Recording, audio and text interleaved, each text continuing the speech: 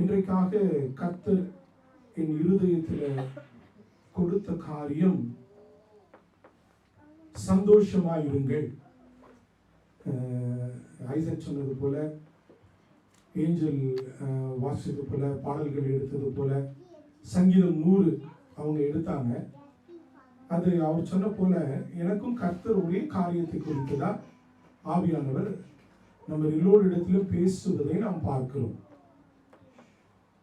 இதற்கு துவக்கமாக நாம் வாசிக்க போற காரியம் பிலிப்பியருக்கு எழுதின நிருபம் 3வது அதிகாரம் முதல் 3 வசனங்களை 1 முதல் 9 வசனங்களை வாசிப்போம். பிலிப்பியருக்கு எழுதின நிருபம் 3வது அதிகாரம். மேலும் என் சகோதரரே, கர்த்தருக்குள் சந்தோஷப்படுங்கள்.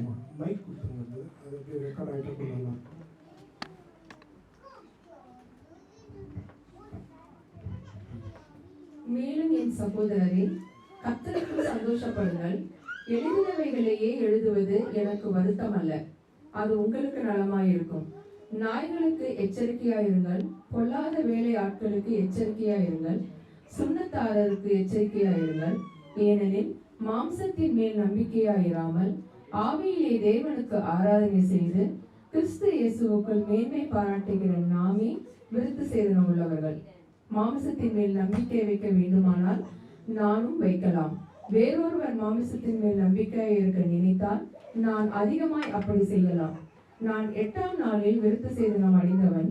இஸ்ரவேல் வம்சத்தான், பென்யமீன் கோத்திரத்தான், எபிரேயரில் பிறந்த எபிரேயன், நியாய பிரமாணத்தின்படி பரிசேயன், பக்தி வைராக்கியத்தின்படி சபையை துன்பப்படுத்தினவன், நியாய பிரமாணத்திற்குரிய நீதியின்படி குற்றம் சாட்டப்படாதவன்.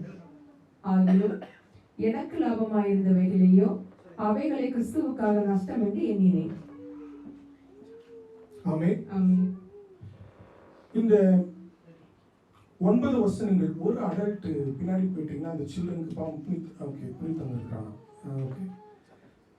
இந்த 9 வசனங்களை வாசித்தோம். ஆனால் ஆக்சுவலா பாத்தீங்கன்னா இன்றைக்கு தியானிக்க போறது 21 வசனங்களை குறித்ததான காரியங்களை தான் தியானிக்க போகிறோம். அதுல 3 வசனங்கள், முதல் 3 வசனங்களை குறித்து தான் ஆண்டவர் என்னோடு கூட மிக தெளிவாய் பேசின ஒரு காரியம். என்ன சொன்னா, எனக்கு நான் புனித்துக்கிட்ட, சிந்தியா கிட்ட, ஒரு சிலர்கிட்டலாம் ஃபோன்ல பேசுறப்ப சொல்லிட்டு இருந்தேன், இந்த மாதிரி ரீசெண்ட் டைம்ல வந்து ஊழியம் ஆரம்பித்ததுல இருந்து எனக்கு வந்து கொஞ்சம் ட்ரையல்ல போயிட்டு இருக்கிறேன். எனக்கு வந்து அது வந்து ரொம்ப வந்து ஜெபம் எனக்கு தேவைப்படுகிறது அப்படின்னு சொன்னேன். அப்ப ஆண்டவர்கிட்ட நான் தொடர்ந்து ஜெபித்து கொண்டே இருந்த பொழுது கர்த்தர் என்னை பார்த்து ஒரு கேள்வி கேட்டார். என்ன பார்த்து கர்த்தர் கேட்ட கேள்வி என்னன்னா, என்னுடைய அந்த கேள்வி நான் எழுதி வச்சேன். The important point is, where is my rejoice come from? என்னுடைய சந்தோஷம் எதில இருந்து வருகிறது? இரண்டாவதாய் ஒரு கேள்வி, நான் எதை நம்பி இந்த சந்தோஷத்துல சார்ந்திருக்கிறேன்? எனக்கு என் சந்தோஷம் எங்கிருந்து வருகிறது? இந்த சந்தோஷம் எனக்கு எதை நம்பி நான் இந்த சந்தோஷத்தை வைத்திருக்கிறேன் என்ற 2 கேள்வியை கர்த்தர் எனக்கு கேட்டார். அப்போ எனக்கு கேட்ட உடனே ஆண்டவரிடத்துல நான் அநேக வசனங்கள் இருக்கிறது, ஆனால் தேவனின் இருதயத்துல இந்த பிலிப்பியர் 3வது அதிகாரத்தை குறித்து ரொம்ப அழகா கிறிஸ்ப் அண்ட் கிளியரா இதுதான் அதிகாரம் அப்படின்னு வந்து ரொம்ப மெல்லிய சத்தத்துல கர்த்தர் சொன்னார். இந்த 3 வசனங்களை நீங்கள் வாசித்து பார்ப்பீர்கள் என்று சொன்னால், முதல் 2 வசனங்கள் உங்களுக்கு ஒன்றோடு ஒன்று இணையாதது போலதான் இருக்கும். ஏன்னு சொல்லி வாசிச்சு பார்த்தீங்கன்னா, முதலாவது அவர் சொல்றாரு, மேலும் என் சகோதரரே, கர்த்தருக்குள் சந்தோஷப்படுங்கள். எழுதினவைகளையே எழுதுவது எனக்கு வருத்தம் இல்லை, அது உங்களுக்கு நலமாய் இருக்கும்னு சொல்லிட்டு 2வது வசனம் நீங்க வாசிக்கிறப்ப யோசிச்சு பாருங்க, நாய்களுக்கு எச்சரிக்கையாயிருங்கள், பொல்லாத வேலையாட்களுக்கு எச்சரிக்கையாயிருங்கள், சுண்ணத்துக்காரருக்கு எச்சரிக்கையாயிருங்கள். 3 பேரை பத்தி சொல்றாரு. சந்தோஷமா இருங்கள்னு சொல்றது இன்னும் பவுல் வந்து நாய்களுக்கு ஜாக்கிரதையா இருங்கன்னு சொல்றாரு. அப்போ நிறைய காரியங்களை வந்து தேடி படிக்கும்படிக்கு கர்த்தர் உதவி செய்தார். வாசிச்சா நிறைய பேருக்கு they have written different doctrinal literatures.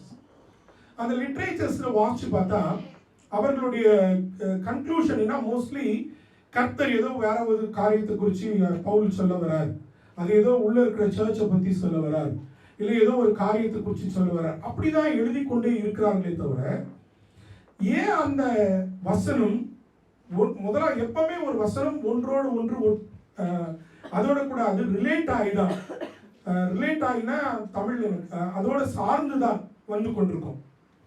அப்போ ரிலேட்டடா இருக்க வேண்டிய வசனம் எப்படி ஒரு லிட்ரேச்சரா வாசிக்கும் போது பவுல் முதலாவது வசனத்துக்கும் இரண்டாவது வசனத்துக்கும் ஒரு கனெக்ஷன் இல்லாமல் எழுதியிருக்க முடியும். ஆவியானவரே உதவி செய்யுங்கன்னு சொல்லிட்டு நான் ஜெபித்த போது கர்த்தர் எனக்கு ஒரு சில காரியங்களை பகிர்ந்து கொண்டார். அவர் எனக்கு சொன்னதை நான் உங்களுக்கு சொல்றேன். வேதத்தில் அப்படி சொல்லியிருக்குதான், தயவு செஞ்சு போய் பாருங்க. முதலாவதாய் பவுல் சொல்றாரு, சந்தோஷமாய் இருங்கள்னு சொல்றாரு. முதல் வசனத்துல சந்தோஷமா இருங்கள்ன்றது அவர் ஏதோ உங்களை நம்மள இஸ் நாட் ப்ளீடிங், ஏதோ ஒரு எனக்கு சின்ன ஆப்ளிகேஷனா கொடுக்கிற மாதிரி சொல்லல. He said very clearly it is a commandment. அவர் சொல்ற சந்தோஷமா இருங்கன்றது எனக்கு கொடுக்கப்பட்ட ஒரு கட்டளை. ஏன்னா வாட்ச் பாருங்க இந்த கரெக்டா, மேலும் என் சகோதரரே கர்த்தருக்குள் சந்தோஷப்படுங்கள்னு சொல்லிட்டு full stop வச்சுட்டார். which means சந்தோஷப்படுங்கள், ஹாப்பியா இரு. கொலோக்கியலா கூப்பிட்டு சொன்னா இவனை கூப்பிட்டு நான் ஒருத்தர் கூப்பிட்டு ஹாப்பியா இருங்க, நீங்க சிரிச்சுதான் ஆகணும், இப்போ கீழ்ப்படிஞ்சுதான் ஆகணுன்ற மாதிரி பவுல் அதுக்கு விளக்கெல்லாம் சொல்லல. அதுக்கு மாறாக ஒரு விளக்கம் தராரு. என்ன விளக்கம் தராரு? நான் எழுதினவைகளை குறித்து எழுதுவது எனக்கு வருத்தம் அல்ல. இதை நான் நிறைய முறை பிரசங்கம் பண்ணி இருக்கிறேன்ப்பா உங்ககிட்ட. ஆனாலும் இதை நான் திரும்பி சொல்றதுனால உங்களுக்கு எனக்கு வருத்தம் இல்லை. இப்போ எனக்கு ஒரு கேள்வி வந்தது. இப்போ இந்த வாரம் ஒரு பிரசங்கம் பண்றேன், இதே பிரசங்கத்தை நான் அடுத்த வாரம் பண்ண முடியுமா? எத்தனை பேரால கேட்க முடியும் ஒரே பிரசங்கத்தை? அப்போ எனக்கு ஒரு கதை ஒன்று ஞாபகம் வந்தது.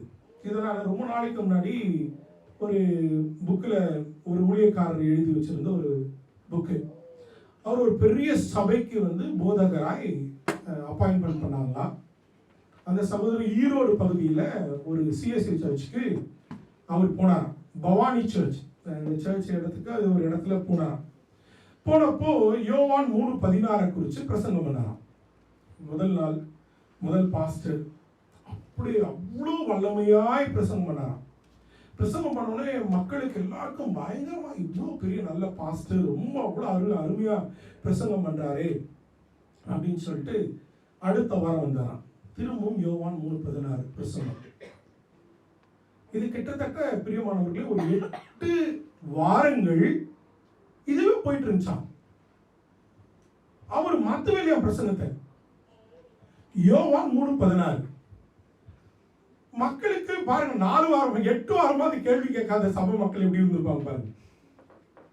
8 வாரம் கழிச்சு 8வது வாரத்துல ஒரு சகோதரன் எந்திரிச்சு நின்று கேட்டாரா, பாஸ்டர் அங்க ஐரேன்னு சொல்லுவாங்க நம்ம இவங்கள, ஐரே 8 வாரமா நீங்க யோவான் 3:16 பேசிக்கிறீங்களே, ஏன் நீங்க மாற்ற மாட்டேன்றீங்க, என்னதான் எதிர்பார்க்குறீங்க, இதுல எனக்கு புரியலையே அப்படின்னாராம்.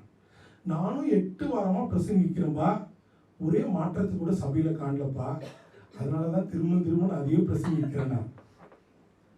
எனக்கு அதை குறித்து வருத்தம் இல்லை. தேவன் தம்முடைய ஒரே பேரான குமாரன் விசுவாசிக்கிறவனையும் கெட்டு போகாமல் நித்திய ஜீவனை அடையும்படிக்கு இவ்வளவாய் உலகத்திலே தந்து அன்பு கூறினார்ன்றதை நான் பிரசங்கிக்கிறேன். ஒருத்தர் கூட அன்பு பார்க்க மாட்டேன்றா. அப்ப நான் பிரசங்கிக்கிறது என்னை சபை மக்களுக்கு போய் சாரலேன்னு. அப்ப வருத்தப்படாதபடிக்கு பவுலுக்கும் ஒரு விஷயத்தை திருப்பி சொல்றதுக்கு அவர் வருத்தப்படலை. அவர் சந்தோஷமா இருங்கள்ன்றது அவரோட முதல் செய்தி கிடையாது. அப்போ rejoice in the Lord always, I will say it again, rejoice.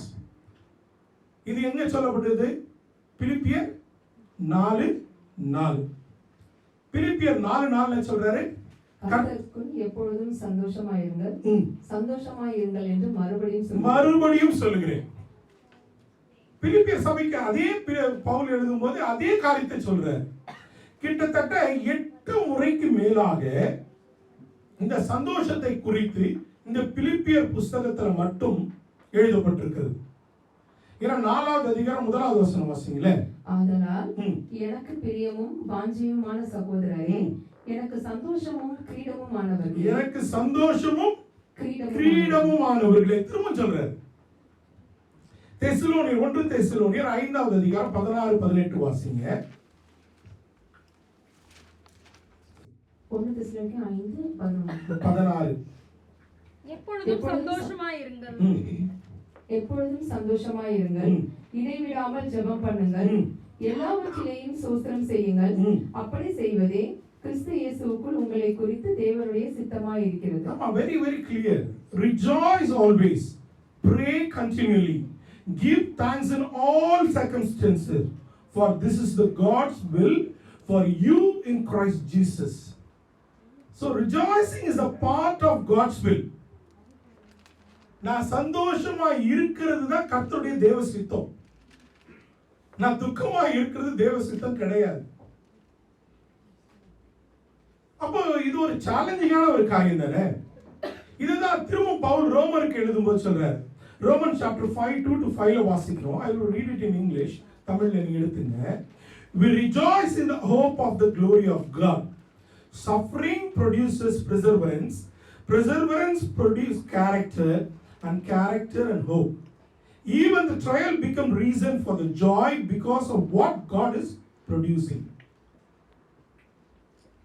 அவர் மூலமாய் நாம் இந்த கிருபையில் பிரவேசிக்கும் ஸ்லாக்கியத்தை விசுவாசத்தினால் பெற்று நிலை கொண்டிருந்து தேவ மகிமையை அடைவோம் என்கிற நம்பிக்கையினாலே மேன்மை பாராட்டுகிறோம். அது மாத்திரமல்ல, உபத்திரவம் பொறுமையும், பொறுமை பரீட்சையும், பரீட்சை நம்பிக்கையும் உண்டாக்குகிறது என்று நாங்கள் அறிந்து உபத்திரவத்திலேயும் மேன்மை பாராட்டுகிறோம். மேன்மை பாராட்டுகிறது. எனக்கு I rejoice in the Lord. I rejoice in the Lord during the trials. It is not that happy, ஏதோ எனக்கு ஒரு happy noteன்றது மட்டும் இல்லை. During what I am going through, trialsல போயிட்டு இருக்கிறேன். I am going through a very hardship. During those time I rejoice in the Lord. எத்தனை பேரு நான் சந்தோஷமா இருக்கிறேன்னு உங்க உபத்திரவ காலத்துல உங்களால் சொல்ல முடியும்? அதுதான் ஆண்டவர் திரும்ப திரும்ப நமக்கு சொல்லிக் கொடுக்கிறார். பவுல் ரொம்ப அழகா சொல்றார். சங்கீதம் 32:11 Rejoice in the Lord and be glad in it. Your righteousness sing all you are who are upright in heart. வாசிங்க. நீதிமான்களே, கர்த்தருக்குள் மகிழ்ந்து களி கூறுங்கள். செம்மையான இருதயம் உள்ளவர்களே, நீங்கள் எல்லோரும் ஆனந்த முழக்கமிடுங்கள். எப்படி நீதிமான்களே? நீங்க திரும்ப அந்த வசனத்தை வாசிங்க.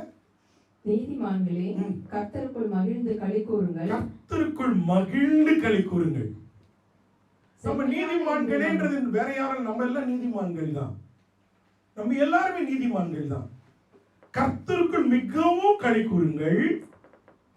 செம்மையான இருதயம் உள்ளவர்களே, செம்மையான இருதயம் உள்ளவர்களே, நீங்கள் எல்லோரும் ஆனந்த முழக்கமிடுங்கள். ஆனந்த முழக்கமிடுங்கள். எத்தனை பெரிய காரியம். அப்போ நான் rejoicing in the Lord, it need to come from my heart.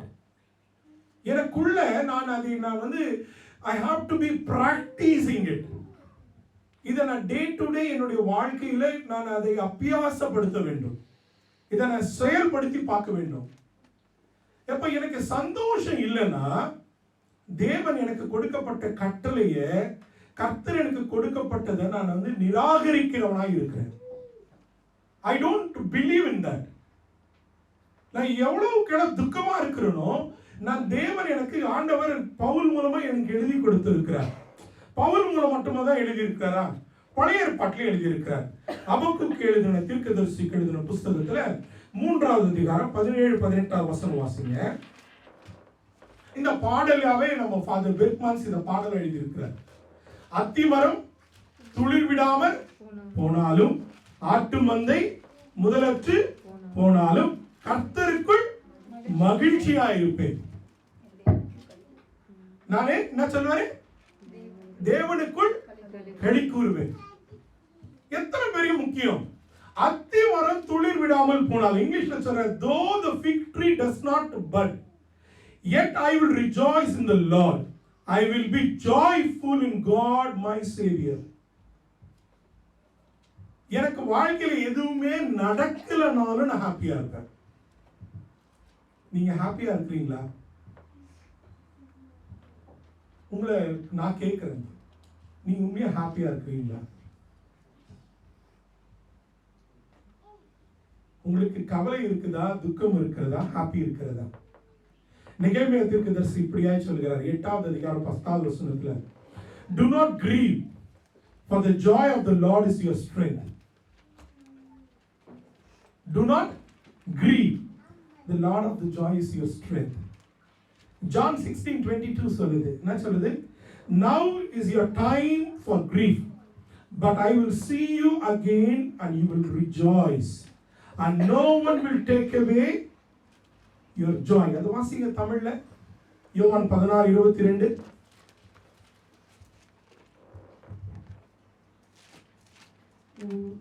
அதுபோல நீங்களும் இப்பொழுது துக்கமடைந்திருக்கிறீர்கள். நான் மறுபடியும் உங்களை காண்பேன், அப்பொழுது உங்கள் இருதயம் சந்தோஷப்படும். உங்கள் சந்தோஷத்தை ஒருவன் உங்களிடத்திலிருந்து எடுத்து போட மாட்டான். அல்லேலூயா. நம்ம சந்தோஷத்தை ஒருவனை நம்ம கிட்ட இருந்து எடுத்து போட மாட்டாங்க. ஆண்டவர் அதான் சொல்றாரு. பவுல் நமக்கு இதான் ரொம்ப திரும்ப திரும்ப சொல்றாரு. Rejoice in the Lord. சந்தோஷமா இருங்க. நமக்கு சந்தோஷத்தை விட்ட மற்றது எல்லாம் நம்ம மைண்ட்ல இருக்குது. சந்தோஷம் மட்டும் தான் நம்ம மைண்ட்லயே இருக்காது. கொஞ்ச நேரம் சிரிச்சா நம்மளே என்ன சொல்லுவோம்? ரொம்ப சிரிக்கிறேன், என்ன பிரச்சனை வரப்போதோ தெரியல. ரொம்ப நேரம் ஹாப்பியா இருக்கிறேன், ஏதோ ப்ராப்ளம் வரப்போகுது நம்மளே சொல்றோம். அதனாலதான் யாக்கோபு 3:13வது அதிகாரம் சொல்றாரு, நாவின் அதிகாரத்துல எல்லாமே அதுக்கு இருக்கிறது. நான் தானே சொல்றேன், ரொம்ப சிரிச்சா தப்பா, ரொம்ப ஹாப்பியா இருந்தா தப்பா? ஏன்னா நண்பன் புனித்து வந்து சிரிச்சு வச்சுட்டே இருப்பான், ஆனா அது மற்றவங்களுக்கு அவசரமாவே இருக்கும். அடிக்கடி சிந்தியா சொல்றது என்னன்னா, துணி சிரிக்க வச்சா உண்மையெல்லாம் சிரிக்கிறீங்க, என்னால சிரிக்கவே முடியல. சந்தோஷமா இருக்கிறது நிறைய பேர்கிட்ட கேட்கும் போது ஆண்டவர் பாருங்களேன், பவுல் சொல்றாரு, அந்த 21 வசனங்களை சொல்றாரு. முதல்ல சொல்றாரு, எத்தனை கஷ்டம் வந்தாலும் எத்தனை துன்பம் வந்தாலும் எனக்கு சந்தோஷமா இருக்க பழகி கொள்ளலன்னா என்னால வந்து ஃபேஸ் பண்ண முடியாது. நீங்க மற்ற 4 பேர் இருக்கிற இடத்துல நீங்க சிரிக்க வைக்கிறீங்களா? கர்த்தர் உங்களுக்கு கொடுத்த பெரிய கிருபை அது. சும்மா உம்மனா மூஞ்சி மாதிரியே இருந்துங்க, யாருக்கிட்டையும் பேசுறது இல்லை, பேசினா ரொம்ப பேசினா எனக்கு குற்றம் கண்டுபிடிப்பாங்கன்னு சொல்றது. சந்தோஷமா பேசுங்க.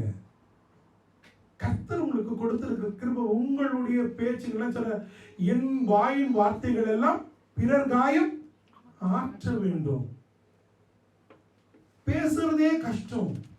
சிலர் வாயிலிருந்து வார்த்தையே வராது. அப்ப நம்மளுக்கு சந்தோஷம் எனக்குள் நிறைவா இருக்கும் போது நான் கர்த்தரை குறித்து மகிழ்ச்சியா சொல்லுகிறவனாய் கர்த்தரை வைத்திருக்கிறார். கிட்டத்தட்ட எத்தனை வசனங்களை படிச்சோம். அப்போ கர்த்தர் சொல்றாரு, it is not an advice, it is a commandment ன்னு சொல்றாரு. இரண்டாவது காரியம் சொல்றாரு, rejoice is not about forcing emotions. ஏதோ எனக்கு ஒரு ஃபீலிங்னால நான் சந்தோஷமா இருக்கிறது இல்லை. You know what, brothers and sisters, I would like to tell you a very very important thing. Mental health ல இருக்கிறேன் நான். I'm seeing many depressed patients. ஒரு டிப்ரெஷனுக்கு காரணம் என்ன தெரியுமா? There are certain hormones, certain chemicals in our brain. அதில் particularly dopamine இருக்குது, serotonin இருக்குது. And people who don't get decreased secretion of those hormones. அதுக்கு pathophysiology பார்த்தீங்கன்னா, reason is one of the main factors listening to others, getting burdens. நம்மளை ஒருத்தர் திட்டாங்க, நம்மளை சொல்லிட்டாங்க, என் வாழ்க்கை ஒன்றும் இல்லாமல் போயிடுச்சு, I am going through a lot of pressure. இன்னைக்கு டிப்ரெஷன் வேர்ட் எல்லா பக்கமும் போயிட்டு இருக்குது. The very reason is I take too much to my heart. I take too much to my heart. I don't say it's okay, end of the day அவரும் ஒரு மனுஷர் தான். He is also a man. He is also human. அப்போ கர்த்தர் எனக்கு கொடுத்ததை நான் உணர்கிறது இல்லை. கர்த்தர் என்ன சந்தோஷமா இருக்க சொல்லி இருக்கிறாரு. ஆனா என்ன ஒருத்தர் ஒரு வார்த்தை சொன்னாலும் கெட்டிங் டவுன். அப்ப ஏனோ ஒரு காரியம் எனக்கு நல்லது நடந்தா மட்டும்தான் நான் ஹாப்பியா இருப்பேனா? No, it is not that happy. பிரியமானவர்களே, என்னோட பேஷண்ட்ஸ் எடுக்கிற ட்ரக் எல்லாம் நீங்க போய் கம்யூனிட்டியில பாத்தீங்கன்னா பயந்துருவீங்க. அவங்களோட ஹாப்பினஸ்க்காக அவங்க எடுக்கிற ட்ரக்ஸ், அவங்க ஹாப்பினஸ்க்காக அவங்க எடுக்கிற இன்ஜெக்ஷன்ஸ். எவ்வளவு பேர் குடிக்கு அடிமையா இருக்கிறாங்க, எவ்வளவு பேர் எத்தனை போதை வஸ்துகளுக்கு அடிமையா இருக்கிறாங்க தெரியுமா? நமக்கு கர்த்தர் கொடுத்திருக்கிற ஒரு காரியம், ஏதோ ஒரு விஷயத்தினால எனக்கு நன்மை நடந்ததுனால நான் சந்தோஷமா இருக்கணும் இல்ல. நீங்க எதை குறித்து சந்தோஷப்படுவீங்க? எனக்கு ஒரு 10 காரியம் சொல்லுங்க. உங்க வாழ்க்கையில ஒரு காரியம் சொல்லுங்களேன். ஆண்டவர் உங்களுக்கு எதை கொடுத்தாரு நீங்க நன்றி செலுத்துவீங்க? முதலாவதா எதை சொல்ல முடியும்? என்ன பாவத்திலிருந்து ரட்சித்தார் இல்லையா? இது எனக்கு சந்தோஷமான காரியம் இல்லையா? நான் பரலோகத்துக்கு போறேன், இது எனக்கு சந்தோஷமான காரியம் இல்லையா? முதலாவது நம்ம பாவத்தை ரட்சித்ததே நம்புறது இல்லை. ஆண்டவர் என்ன மன்னிச்சுட்டாருன்னு நம்புறது இல்லை. என்னவோ ஆண்டவர் பாதி மன்னிச்சு பாதி விட்டுட்ட மாதிரியும், கால் பாகம் மன்னிச்சு முக்கால் பாகம் விட்டு மாதிரியும். எனக்கு அந்த நம்பிக்கை விசுவாசமே வர்றதில்லை. அதனாலதான் என் வாழ்க்கையில சந்தோஷம் இல்லை. இததான் பவுல் திரும்ப சொல்றாரு. நல்லா கவனிங்க. இப்ப இதுல எனக்கு புரிந்து கொள்ள வேண்டிய காரியம், God has given us reasons for joy. We are commanded to respond with joy. Jesus always gave us a reason for joy. கர்த்தர் எல்லாவற்றுக்கும் எனக்கு ஒரு ரீசன் கொடுக்கிறார். அப்போ எனக்கு ஒரு rejoicing it is not a temporary happiness, it is a deep. இது எனக்கு rejoice பண்றது, நான் ஆர்ப்பரிக்கும் போது ரொம்ப சந்தோஷமா இருக்கிறேன்னு சொன்னா எனக்கு ரொம்ப பிடித்த நிறைய மனிதர்கள் இருக்கிறாங்க. இதுல பர்டிகுலரா அகஸ்டின் ஜெபகுமார் அங்கிள் கூட நான் நிறைய முறை பேசி இருக்கிறேன். யூனோ வாட், லைக் அவரு பேசுறப்ப எப்படி நான் இவ்வளோ ஹாப்பியா இருக்கிறீங்கன்றப்ப ஒரு பேர்டனே இல்லை. நீங்க யோசிச்சு பாருங்க. அப்ப பவுல் உண்மைதானே. பவுலுக்கு எத்தனை ஒரு 39 தடவை அடிச்சாங்க. அவர் வருத்தப்பட்டு மூலையில உட்காரணும், உட்கார்ந்துருக்கலாம்.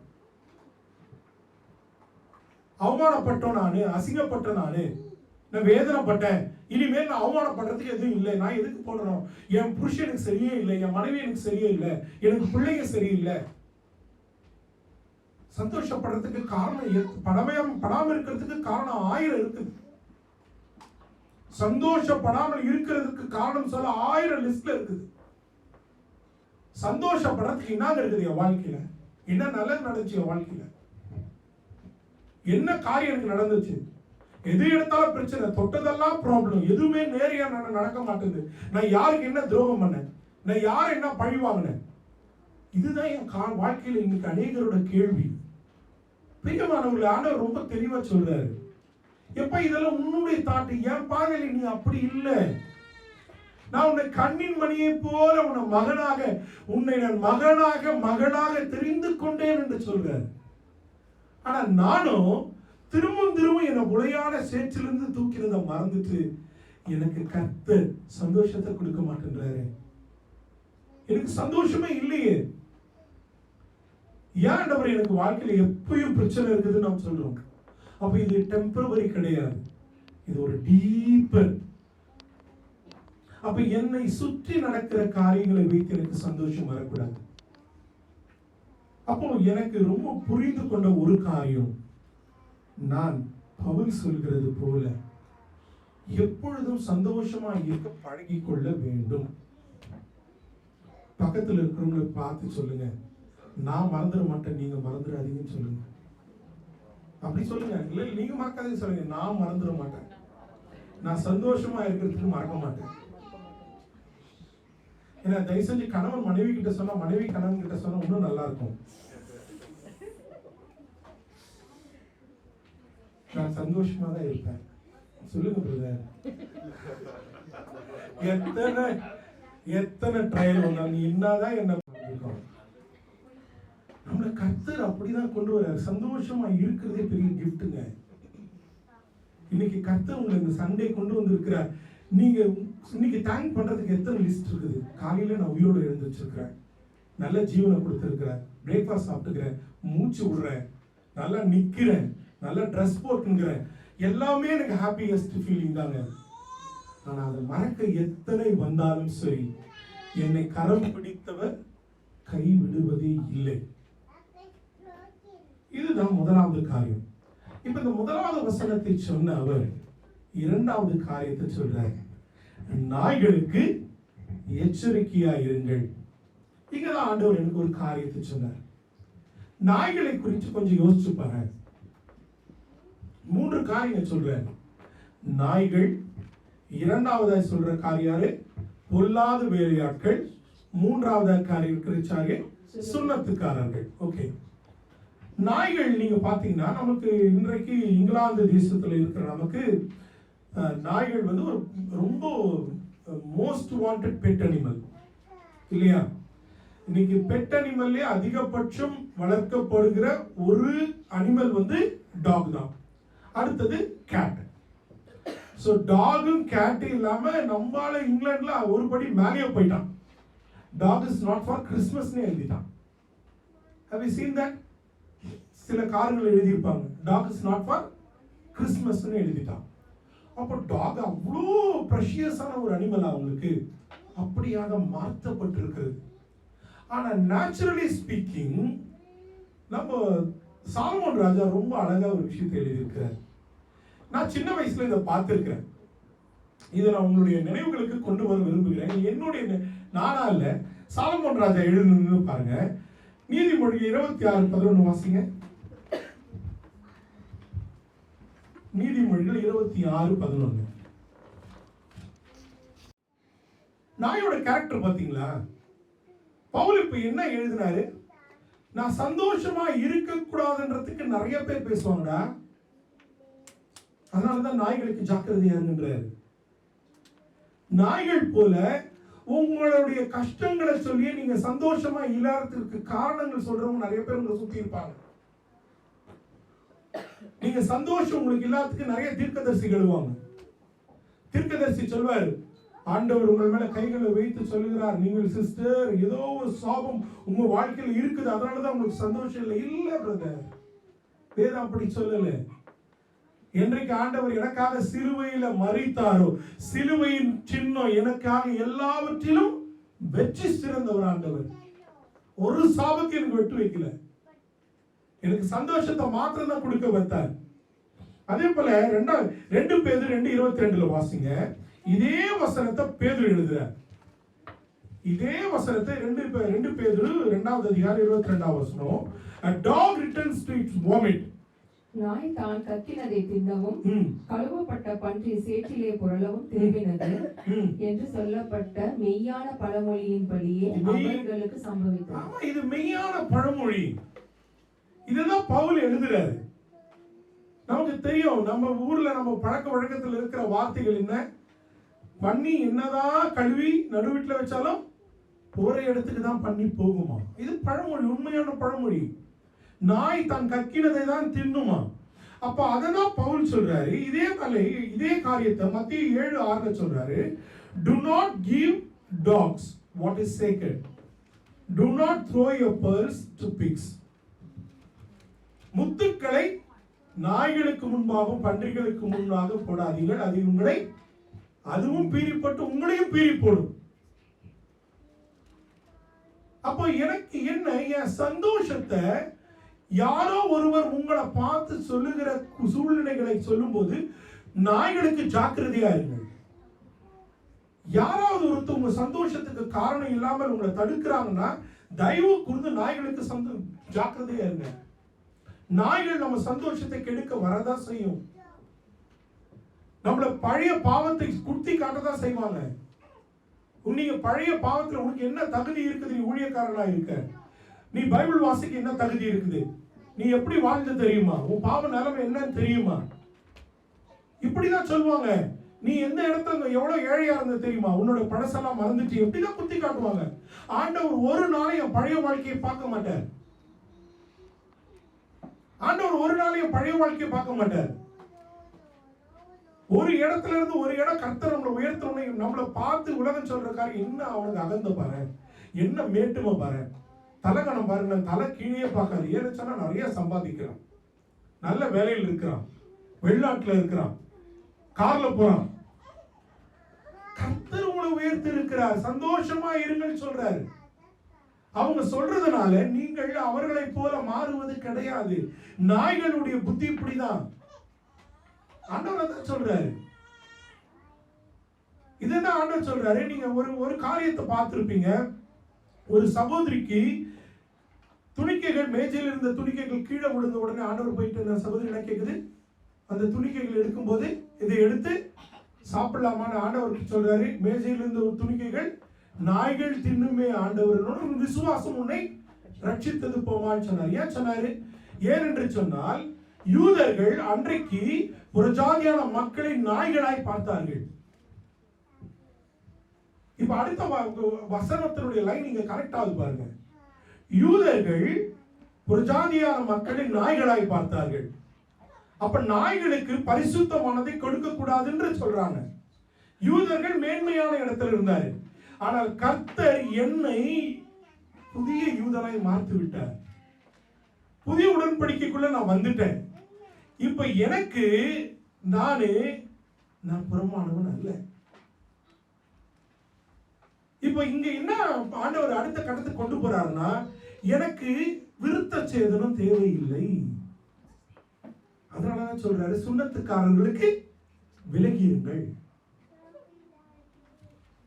அப்போ நாய்களாய் இருந்த என்னை, நினைத்த என்னை நீ நாய் இல்லை, என் மகனாய் மகளாய் மாற்றிவிட்டார். இதுதான் வெளிப்படுத்தின விசேஷம் 22வது அதிகாரம் 15வது வசனம் வாசிங்க.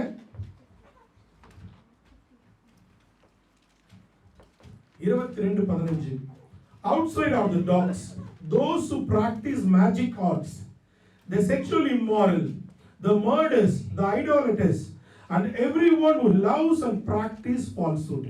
நாய்களும் சூனியக்காரரும் விபச்சாரக்காரரும் கொலை பாதகரும் விக்கிரகாராதனைக்காரரும் பொய்யை விரும்பி அதன்படி செய்த யாவரும் புறம்பே இருப்பார்கள். அவர்கள் எல்லாம் புறம்பே இருப்பார்கள். They will not try to divert us. அவர்கள் நம்மை தேவனோட கூட இணைக்காதபடிக்கு எல்லா முயற்சியும் பண்ணுவார்கள். என் சந்தோஷத்தை எடுத்துக்கொள்ளும்படிக்கு எல்லாவற்றையும் பண்ணுவார்கள். அவங்க கிட்ட இருந்து விலகிடு. ஏன்னா அவங்க திரும்ப திரும்ப சொல்ற ஒரு காரியம்னா சர்க்கம்சிஷன் தான் ரொம்ப முக்கியம். ஏன் என்று சொன்னால் அதனாலதான் பவுல் சொல்றாரு, என்ன சொல்றாரு, எது எனக்கு லாபமா இருந்ததோ. 5வது வசனம் வாசிங்க. பிலிப்பியர் 5:3-5 நான் 8ஆம் நாளிலே விருத்த சேதனம் அடைந்தவன், இஸ்ரவேல் வம்சத்தான், பென்யமீன் கோத்திரத்தான், எபிரேயரில் பிறந்த எபிரேயன், நியாயப்பிரமாணத்தின்படி பரிசேயன். அடுத்து பக்தி வைராக்கியத்தின்படி சபையை துன்பப்படுத்தினவன், நியாயப்பிரமாணத்துக்குரிய நீதியின்படி குற்றம் சாட்டப்படாதவன். ஆகிலும் எனக்கு லாபமாய் இருந்தவைகளே, அல்லேலூயா, எனக்கு லாபமாய் இருந்தவைகள் எவைகளோ அவைகளை கிறிஸ்துவுக்கென்று நஷ்டமாய் எண்ணினேன் என்று சொன்ன பவுலுக்கு இருந்தது மிகப்பெரிய சந்தோஷம். I know what is my profit is. I know who I am with. பெருமை பாராட்டினா எனக்கு எல்லாமே பெருமை பாராட்டல. I studied from Gamaliel University, one of the finest university. Pavul படிச்சது அங்க. பெஞ்சமின் கோத்திரத்தான். 8ஆம் நாள்ல விருத்த சேதனம் பண்ணவன். ஆண்டவராக இயேசு கிறிஸ்துவுக்கு பேர் வைத்தது என்னைக்கு? 8ஆம் நாள்ல தான். எல்லாவற்றிலும் சிங்க் ஆகுது பவுலுக்கு. ஆனா he don't take the pride of where is he coming from. எல்லாவற்றையும் நான் குப்பையும் நஷ்டமுமாய் எண்ணுகிறேன். ஆனால் எனக்கு லாபமாய் இருந்தவைகள் எல்லாவற்றையும் விட்டுட்டு இப்ப எனக்கு எவை லாபமாய் இருக்கிறது? கர்த்தராக இயேசு கிறிஸ்துவை அறிகிற அறிவின் மேன்மைக்காக எல்லாவற்றையும் நஷ்டம் என்று விட்டுவிட்டேன். இதுதான் எனக்கு சந்தோஷம். இந்த சந்தோஷம் எனக்கு தெரிஞ்சிச்சுன்னா எனக்கு உலகத்துல நடக்கிற காரியத்தை குறித்து எனக்கு ஒரு கவலையும் இல்லை. எதை குறித்து எனக்கு கவலை இல்லை. அப்ப என்னை கர்த்தர் சந்தோஷமா இருக்கதான் அழைத்திருக்கிறார். அதான் ரோமர் 2வது அதிகாரம் 28-29 சொல்றாரு. வாசிங்க. ரோமர் 2:28-29. ஆதலால் புறம்பாக யூதனானவன் யூதன் அல்ல, புறம்பாக மாம்சத்தில் செய்யப்படும் விருத்த சேதனம் அல்ல, உள்ளத்திலே யூதனானவனே யூதன். உள்ளத்திலே யூதனானவனோ யூதன். எழுத்தின்படி உண்டாக்காமல் ஆவியின்படி இருதயத்தில் உண்டாக்கும். ஆமாங்க, இதுதான் ஆண்டவர் சொல்றார். Jew is not inwardly, and the circumcision is a circumcision of the heart by the spirit, not by the written code. By Spirit of God I become a Jew. I become a son of God. நான் தேவனுடைய சந்ததியாய் மாற்றப்பட்டிருக்கிறேன். Physically எனக்கு physically தேவையில்லை, என்னை ஸ்பிரிச்சுவலா மாத்துறேன். நான் வேற யாருக்கும் பிறந்திருக்கலாம். எங்க அப்பா அம்மா ஆம்பூர்ல இருந்து வந்திருக்கலாம், உங்க அப்பா அம்மா திருநெல்வேலியில இருந்து வந்திருக்கலாம், உங்க அப்பா அம்மா தூத்துக்குடியில இருந்து வந்திருக்கலாம், நீங்க சென்னையில இருந்து வந்திருக்கலாம், மதுரையில இருந்து வந்திருக்கலாம், உங்க அப்பா அம்மா எங்க இருந்தாலும் வந்திருக்கலாம். ஆனா இன்றைக்கு நீங்களும் நானும் ஒரே ரத்தத்தினால் கழுவப்பட்டிருக்கிறது. அது என்னை எப்படி ஆவிக்குரிய தகப்பனிடத்தில் என்னை சேர்த்திருக்கிறது. அதுதான் என் சந்தோஷம். அதான் பவுல் சொல்றார். அதுதான் பவுல் சொல்றார். அப்போ நான் எப்படி எனக்கு ஆவிக்குள்ள வந்துட்டேன்னா, I need to worship God in spirit. அதான் யோவான் 4:23-24 சொல்றாரு, a true worshipper will worship the Father in spirit and truth. என்னை ஆராதிக்கிறவர்கள் உண்மையோடும் பரிசுத்தத்தோடும் ஆவியோடும் துதிப்பார்கள். ஆவியோடு துதிப்பார்கள். ரோமர் 8:14 தான் சொல்லுது, for those who are led by the spirit of God are the children of God.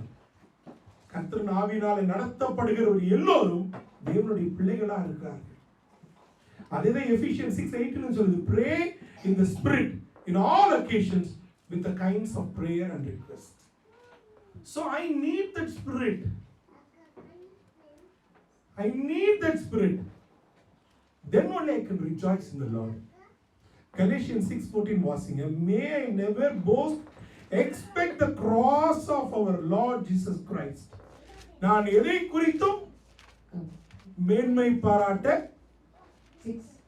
14 கலாத்தியர் 6:14 நானும் நம்முடைய கர்த்தராகிய இயேசு கிறிஸ்துவின் சிலுவையை குறித்தே அல்லாமல் வேற எதை குறித்தும் மேன்மை பாராட்டாதிருப்பேனாக.